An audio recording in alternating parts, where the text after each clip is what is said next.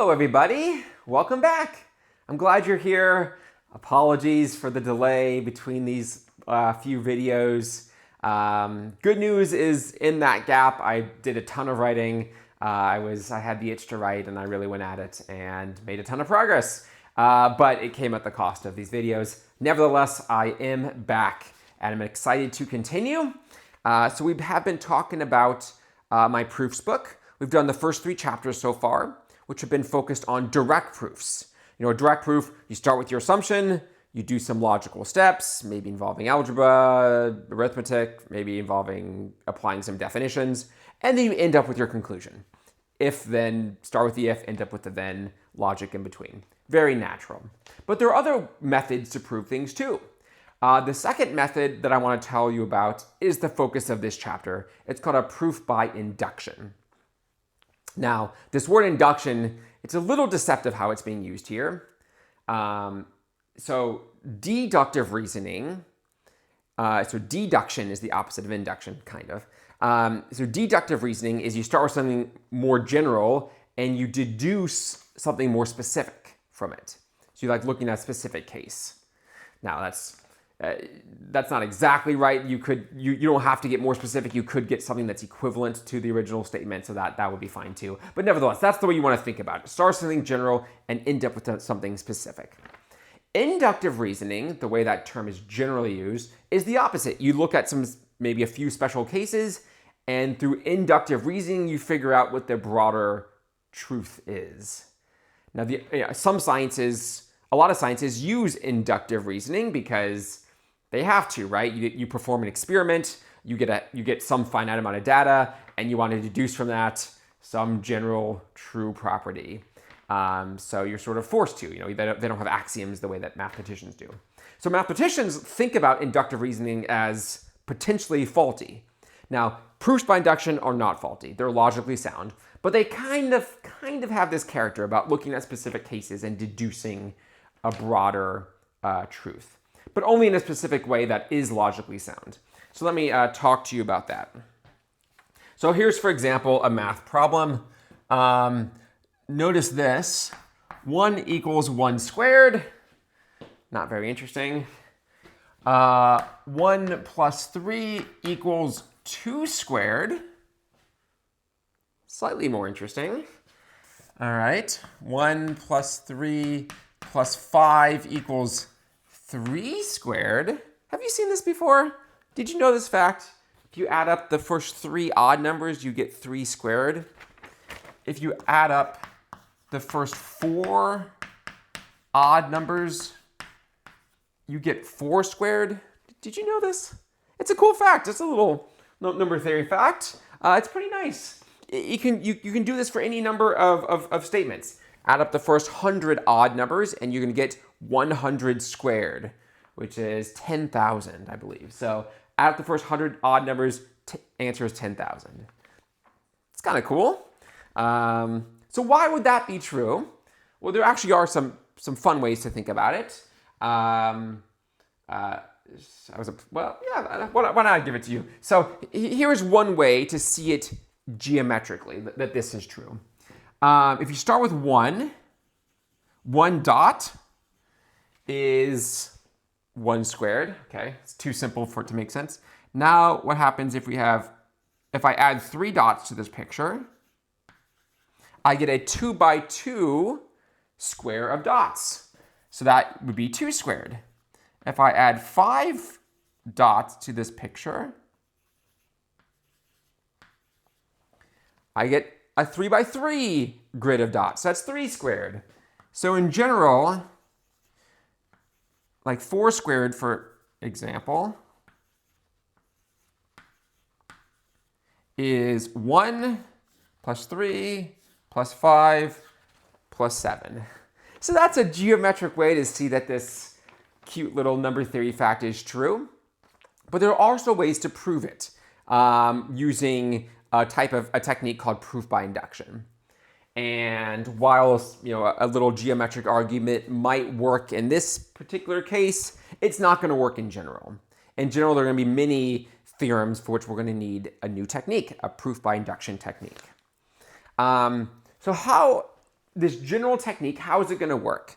Well, it has a pretty nice metaphor. Okay, so the best way to think about this proof technique is metaphorically. The way to think about it is with dominoes. Okay, so imagine that you have a row of dominoes, okay? And how do dominoes work? Did you play dominoes when you were a kid? The way you do it is you line up dominoes, and you need them to be lined up so they're not too far apart from each other, right? Because when one domino falls over, it needs to knock over the next one. So you have a row of dominoes, and then you push the first domino over, and then from that point on, all the dominoes are going to fall, provided you know that whenever one domino falls, it must knock over the next one. So those are the two things you need to be true in order for your sequence of dominoes to fall. And in theory, you could have infinitely many dominoes, an infinite line of dominoes, a first, a second, a third, a fourth, a fifth, a millionth domino, a billionth domino. If you have an infinite list of dominoes, one for every positive integer, then as long as you knock over the first one, and as long as each domino, if it falls, also causes the next one to fall, those two facts are all you need to conclude that every single one of your infinitely many dominoes must fall. Okay, so that's the metaphor. And why does it work here? Well, imagine you knew that this first statement was true. It is, right? You can just square one and get one and say, yes, this is true. And what if you could prove that each statement, if it were true, would imply that the next one is true as well? Okay? So it's this idea of dominoes, but instead of one thing knocking over the next one, it's that idea, but it's one thing being true implies the next one is also true. So we imagine we have a sequence of dominoes, one domino for each of these infinitely many statements, and we need to prove two things. First, that the first one is true, and second, that each one, if true, would imply the next one is also true. There you go. That's the metaphor. That is one of two common metaphors. For it. The second metaphor is climbing an infinite ladder. If you can get onto the first rung of the ladder, and if once you're on the first rung, you can always get to the second, and from the second you get to the third.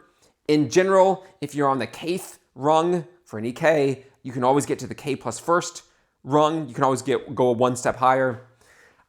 Then you can climb as high as you want, is the metaphor. But you have to be able to get on the first rung, right? If you can't get on that first step, then you can't get to any of the steps. So you have to get on the first step, and you have to always be able to go from one step to the next. And then you can go as high as you want. Those are the two common metaphors. In the book, I made up a third metaphor. You have an infinite bag of chips. I love potato chips. If I eat one potato chip, I'm going to want to eat a second one. So the silly metaphor is if you eat one chip, and if each chip makes you want to eat another chip, then you could eat chips forever. So there's your third metaphor for you. Okay, great. So that is the basic idea of a proof by induction. You can formally write it up like this. Consider a sequence of mathematical statements. So this might be the first statement, the second, the third, the fourth, but you have an infinite list. So sequences are infinite, so you have an infinite list of mathematical statements. And you need two things. First, you need that the first statement is true. And second, you need it to be the case that for each k in the natural numbers, so 1, 2, 3, for any k in any positive integer k, if s sub k is true, then s sub k plus 1 is true. So each statement, if true, implies the next one is true. If you can show those two things, then you can conclude that all of the statements are true.